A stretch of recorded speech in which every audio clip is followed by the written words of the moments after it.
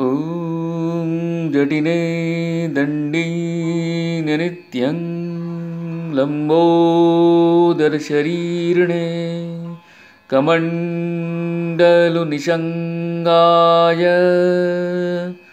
तस्मै ब्रह्मात्मने नमः। नमः किरणचन्द्राय कैशोरानन्दस्वामिने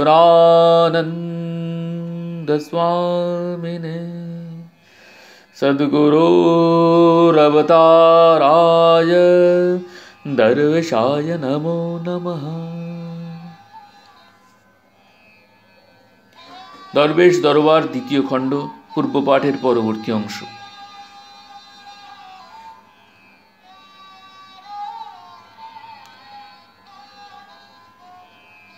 হ্যাঁ, তোমাকে আমি প্রাণাধিক ভালোবাসি। তোমার স্ত্রী, তোমার সন্তান, এমনকি তুমি নিজেও নিজেকে যত ভালোবাসো তাহা অপেক্ষা ঢের বেশি ভালোবাসি। তুমি আমাকে যতটা পরিমাণ ভালোবাসিতে পারিবে ঠিক ততটা পরিমাণ নিজে বুঝিতে পারিবে যে কত বেশি ভালোবাসি। দরবেশজির এই উক্তিটি তাঁর শিষ্য মদন গোপাল তেওয়ারিকে লেখা। একটু আগে গুরু শিষ্যের ভালোবাসার কথা নিয়ে যে আলোচনা হলো, দরবেশজির এই বক্তব্যটিতে তার পরিপূর্ণ সমর্থন আছে। গুরুকে যে যখন যতটুকু ভালোবাসতে পারে ঠিক ততটুকু গুরুর ভালোবাসা বুঝতে পারে। যে শিষ্য গুরুকে যে রকমের ভালোবাসতে পারে সেরকম ভালোবাসাই সে গুরুর কাছ থেকে পেতে পারে এবং গুরুর সেই রকমের ভালোবাসার কথাই সে চিনতে পারে। ভালোবাসার উত্তরোত্তর বৃদ্ধি বা গাঢ়তা, ভালোবাসার ক্রমান্বয়ে রং বদলানো বা প্রেম ও মাধুর্যের ক্রমবিকাশ সাধনারই ফলশ্রুতি, মূলত গুরুর কৃপা সাপেক্ষ। দরবেশজির শিষ্য সুরেন্দ্র কুমার বিশ্বাসের ভাষায় সাধক সাধ্যকে সাধনা দ্বারা লাভে কৃতকার্য হইতে পারেন না, সাধ্যই নিজে হইতে আধার প্রস্তুত করিয়া সময় মতো সাধকের ভিতরে ও বাহিরে প্রকাশিত হন। যদি গুরুদেব আধার ঠিকমতো প্রস্তুত করতে দেরি করে থাকেন তবে গুরুর আচরণে সন্দেহ আসতে কিংবা গুরুকে আরও ভালো করে ভালোবাসতে না পারলে শিষ্যের কোনো অপরাধ হয় না।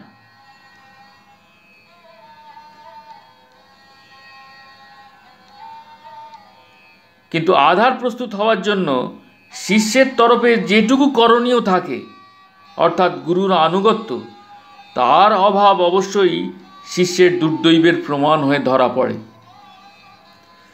দরবেশজির দুজন আশ্রমবাসিনী চিরকুমারী শিষ্যা শচী দেবী ও অবলা দেবীকে তিনি বলেছিলেন, তোমাদের এবার চরম হয়েছে, আর একটু হলেই প্রেম আসে, এর থেকেই প্রেম হয়, এর সঙ্গে একটু নাম হলেই হয়,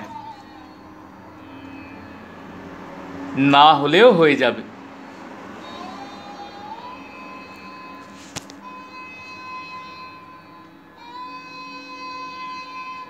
শচী দেবী তাঁর ডায়েরিতে লিখেছেন, আজ ঠাকুর কাছে নাই, যেদিকে চাই সবই যেন শূন্যময় মনে হইতেছে।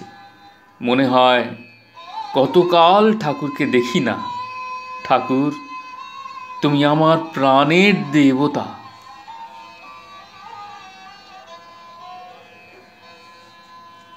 শচী দেবী আশ্রমে গোসাইয়ের ঘর পরিষ্কার করতে গিয়ে গোসাইকে বড় সুন্দর দেখেছেন। মনে হলো গোসাইয়ের মুখে একটা চুমা খাই। এই যার অন্তরের ভাব, তিনি যদি তার গুরুদেবকে চিঠি লিখতে গিয়ে দুটো সোহাগের কথা লেখেন, যদি তাকে প্রিয়তম বলে সম্বোধন করেন, তবে অবাক হওয়ার কি থাকতে পারে? তবু লোকে অবাক হয়। দরবেশজির শিষ্যেরা কেউ কেউ গুরুদেবের নৈতিক চরিত্রের সম্বন্ধে সন্দিহান হয়ে ওঠেন। দরবেশজির চরিত্রের উপরে কটাক্ষ করে তাকে দীর্ঘ পত্র লেখেন। দল পাকিয়ে গুরুদেবের বিরুদ্ধে আন্দোলন করার চেষ্টা করেন। 1342 সালে দরবেশজিকে নিয়ে যে গুঞ্জনের শুরু, তার জবনিকা আবার উত্তোলিত হল 1349 সালের মাঝামাঝি। এবার আর বিধু দেবী নন, দরবেশজির আশ্রমবাসী শিষ্যদের কজন ওরকমের কখানা চিঠি নিয়ে আশ্রম ত্যাগ করে চলে এলেন এবং কলকাতায় শিষ্যদের ওগুলো দেখালেন। কলকাতায় গোপনে গোপনে কিন্তু নিশ্চিত রূপে দরবেশজির শিষ্যদের মধ্যে একটি গুরু বিরোধী দল গড়ে উঠতে লাগল। এর উল্লেখ করেই দরবেশজি 1350 সালের 2রা আশ্বিন এক চিঠিতে লিখেছেন, ভগবান যা করেন সবই কল্যাণের জন্য। ধাক্কা না খাইলে অনেকের শিক্ষা হয় না। শুনিয়াছি ওই বৈঠকে তাহাদের গুরুদেবের কি কি দোষ আছে সেই তালিকা প্রস্তুত হয়। এ পর্যন্ত নাকি 20-21 দফা দোষ আবিষ্কৃত হইয়াছে। গুরুর বিরুদ্ধে তালিকা প্রস্তুত বোধহয় পৃথিবীর ইতিহাসে এই প্রথম।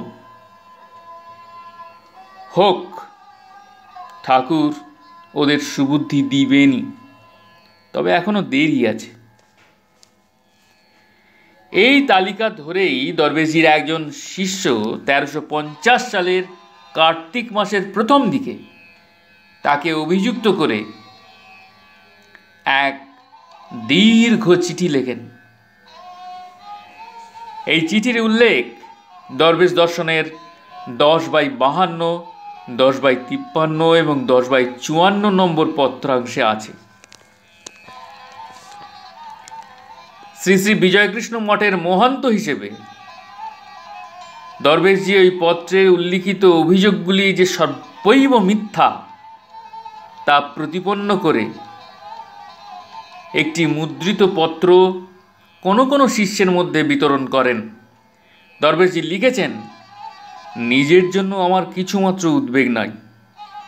আমার লেখা ছাপা চিঠিটা ভালো করিয়া পড়িলেই তাহা বুঝিবে। চিঠিতে যা লিখিয়াছি তা তো কিছুই আমি খুলিয়া বলিতে পারি নাই। সাধনের যে কোনো মেয়েকে আমার ঘরে দেখিয়াছি, তাহাকেই চরিত্রহীনা বলিতে দ্বিধা করে নাই। চিঠি মাত্র লোক বুঝিয়া 27খানা বিলি করিয়াছি, আর দিব না। যাহারা আমার প্রিয় এবং যাহারা ওই দলে আছে মাত্র তাহাদেরই চিঠি দিয়াছি। দরবেশজি লিখিত এই মুদ্রিত পত্রটি তারিখ 11 কার্তিক 1350। এই চিঠি থেকেই দেখা যায় যে অভিযোগপত্রটির তারিখ ছিল 1350 সালের 11 আশ্বিন। দরবেশজি লিখেছেন, চিঠি পড়িয়া আমি তোমার কথাগুলি সম্পূর্ণ উপেক্ষা করিয়া তোমাকে একটা মামুলি জবাব দিয়াছিলাম।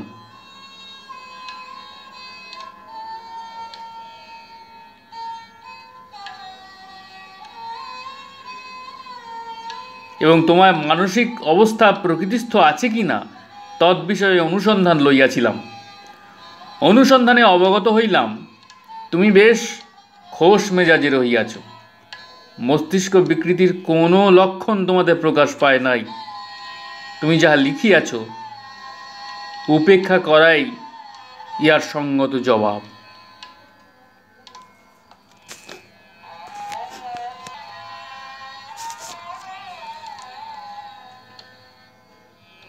কিন্তু আমি একটি প্রতিষ্ঠানের প্রধান সেবক। এই প্রতিষ্ঠানের উপর আমার এমন কতগুলি কর্তব্য আছে যাহা আমাকে অবশ্যই সম্পাদন করিতে হইবে।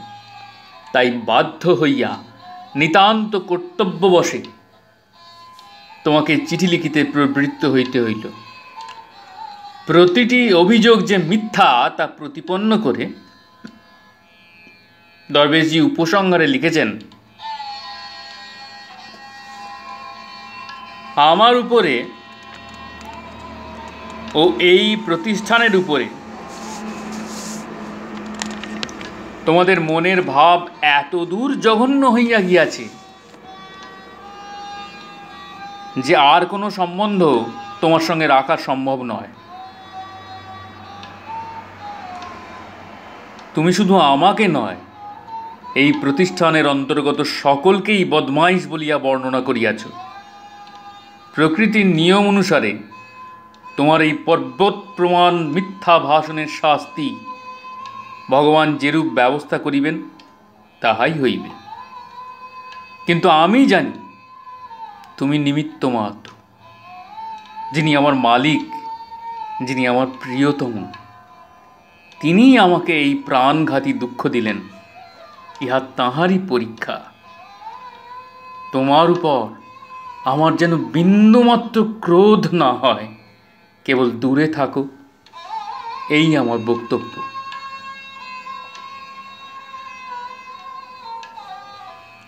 চিঠিটার লেখক ও প্রেরক দরবেশজির একজন শিষ্য, কিন্তু তাঁকে উপলক্ষ করে বেশ কয়েকজন শিষ্যের একটি দল ওই পত্র মারফত দরবেশজিকে আক্রমণ করেছিলেন। তাঁদের মধ্যে যাঁরা এখনও দেহে আছেন তাঁদের নাম উল্লেখ করা সমীচীন নয়। বিশেষত তাঁরা প্রায় সকলেই পরে অনুতপ্ত হয়ে দরবেশজির কাছে ক্ষমা চেয়েছিলেন এবং পেয়েছেন। দরবেশজির 1945 খ্রিস্টাব্দের 17 ফেব্রুয়ারি তারিখের ডায়েরি থেকে একটু উদ্ধৃতি দিলে ব্যাপারটা পরিষ্কার হবে।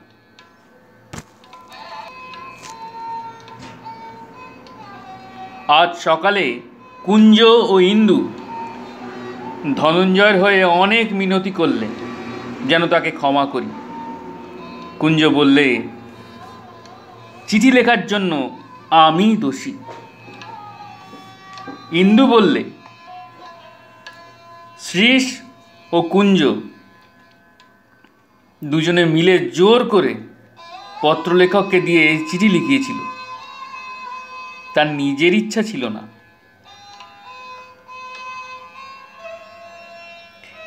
এই চিঠি পাঠাবার আগের পর্বে কলকাতায় দরবেশজিকে নিয়ে যে তোলপাড় চলেছিল তার মোটামুটি আভাস পাওয়া যায় দরবেশজির শিষ্য প্যারীমোহন পোদ্দারের কথায়। কুঞ্জবিহারী গুপ্ত এবং তাঁর সঙ্গের দরবেশজির অন্যান্য শিষ্যেরা প্যারীমোহনকে তাঁদের জোটে নেওয়ার জন্য সচেষ্ট হলেন এবং সত্য মিথ্যা মিশিয়ে দরবেশজির অনেক কুৎসা বলতে লাগলেন। এই নিন্দুকের দলের প্রায় সবই কৃতবিদ্ধ এবং দরবেশজির খুব কাছের মানুষ বলে পরিচিত ছিলেন। সরল বিশ্বাসী প্যারীর পক্ষে তাঁদের কথা যেমন একেবারে উড়িয়ে দেওয়া সম্ভব নয়, তেমনি গুরুদেবের সম্পর্কে কোনো অশ্রদ্ধেয় ধারণা করা তার পক্ষে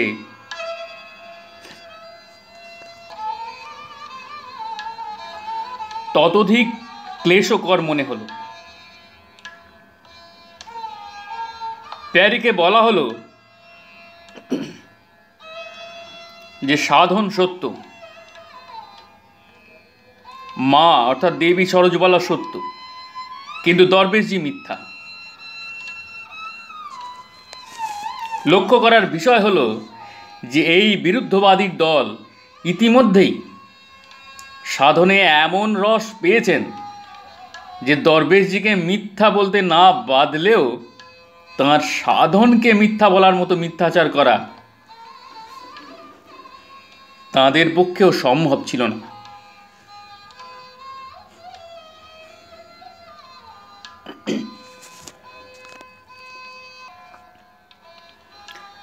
যাই হোক, ওদের ক্রমাগত বক্তৃতা শুনতে শুনতে প্রায় মাথা খারাপ হয়ে যাওয়ার মতো হলো প্যারীর।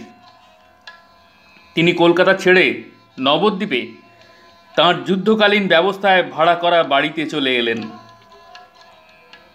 প্যারী নবদ্বীপে পৌঁছাবার অব্যবহিত পরে কালনা থেকে সম্পূর্ণ অপ্রত্যাশিতভাবে নীরদ বর্মন এসে গেলেন তাঁর আস্তানায়। নীরদ জানালেন যে তাঁকে অবিলম্বে কলকাতা যাওয়ার জন্য টেলিগ্রাম করেছেন গুরুভাইয়েরা।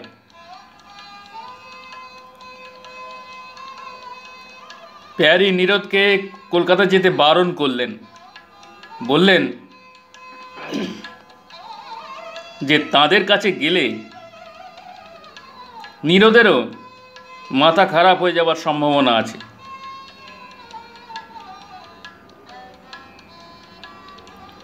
কলকাতার ব্যাপার যা ঘটেছিল, প্যারি তার একটু আভাস নীরদকে দিতেই তিনি বলে উঠলেন, ও এই কথা, ঠাকুরের চরিত্র নিয়ে নালিশ, তাতে কি হয়েছে?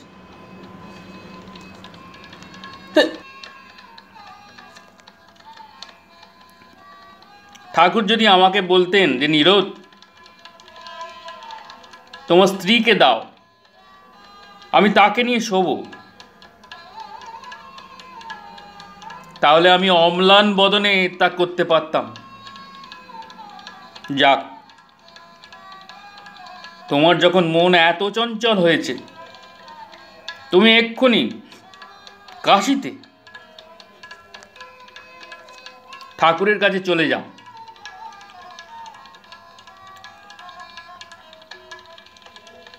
মনের দ্বিধা যদি কিছু থাকে, ঠাকুরকে জিজ্ঞাসা করে এসো। নীরদের পরামর্শে যেন কুল পেলেন প্যারি। গুরুর প্রতি সন্দেহ হলে যে তাকেই জিজ্ঞাসা করতে হয়,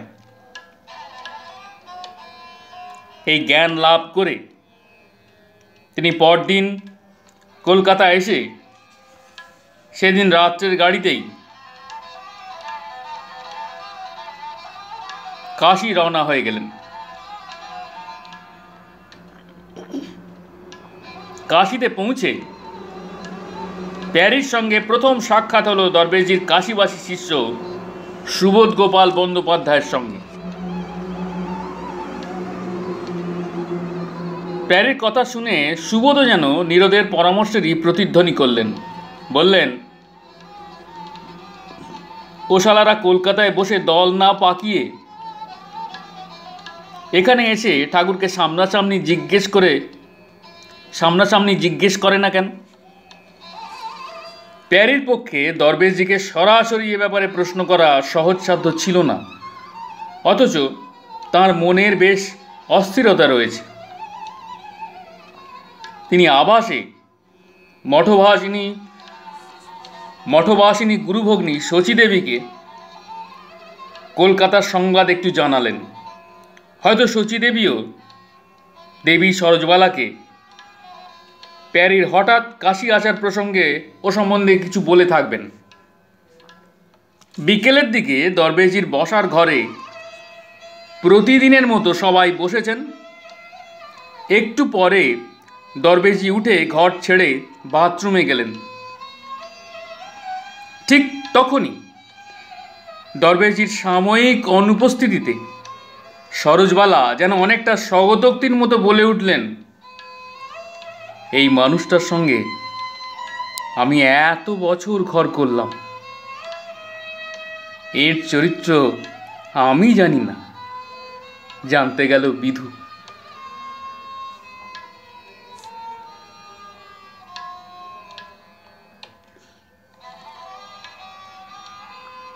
এই একটি উক্তিতে প্যারির যত দ্বিধা, যত মানসিক যন্ত্রণা সব যেন মন্ত্রের মতো উবে গেল। দরবেশজির নৈতিক চরিত্রের এই সার্টিফিকেট দিলেন দরবেশজিরই সহধর্মিনী। এই ব্যাপারে অন্য যে কোনো লোকের চাইতে তাঁর মতামতই সবচেয়ে বেশি দামি, তার বিশ্লেষণ করে বলার অপেক্ষা রাখে না। হালকা মনে গুরুর উপর গভীরতর প্রত্যয় নিয়ে, গুরুমায়ের প্রতি কৃতজ্ঞতায় বুক ভরে নিয়ে প্যারি কলকাতায় ফিরে এলেন। প্রসঙ্গত প্যারির সম্বন্ধে একটা কথা বলে নেওয়া ভালো। দরবেশজির অধিকাংশ শিষ্য শিষ্যাই গোসাইজির সাধন সম্বন্ধে শ্রদ্ধাশীল ও কৌতূহলী হয়ে দরবেশজির কাছে এসেছেন এবং সাধন পেয়েছেন। যে কয়েকজন গোসাইজি সম্বন্ধে কোনো পূর্ব সংস্কার না থাকা সত্ত্বেও দরবেশজিকে দেখেই দরবেশজির টানেই তাঁর আশ্রয় গ্রহণ করেছেন, সেই অল্প কয়েকজন ব্যতিক্রমের মধ্যে প্যারী পোদ্দার একজন। প্যারীর সাধন পাওয়ার বেশ কয়েক বছর পরে তিনি জানতে পান যে দরবেশজির গুরু ছিলেন গোসাইজি। দরবেশজিকে দেখেই তাঁর যে অনুরাগ জন্মেছিল, তাতে তিনি দরবেশজির গুরু কে তা নিয়ে মাথা ঘামানো প্রয়োজন মনে করেন। দরবেশজির জন্যই দরবেশজিকে ভক্তি করেছেন এবং ভালোবেসেছেন। তাঁর এমন শিষ্যের সংখ্যা খুব বেশি ছিল না। এদিক থেকে দেখলে প্যারী স্থান সেই মুষ্টিমেয় দুর্লভদের দলে।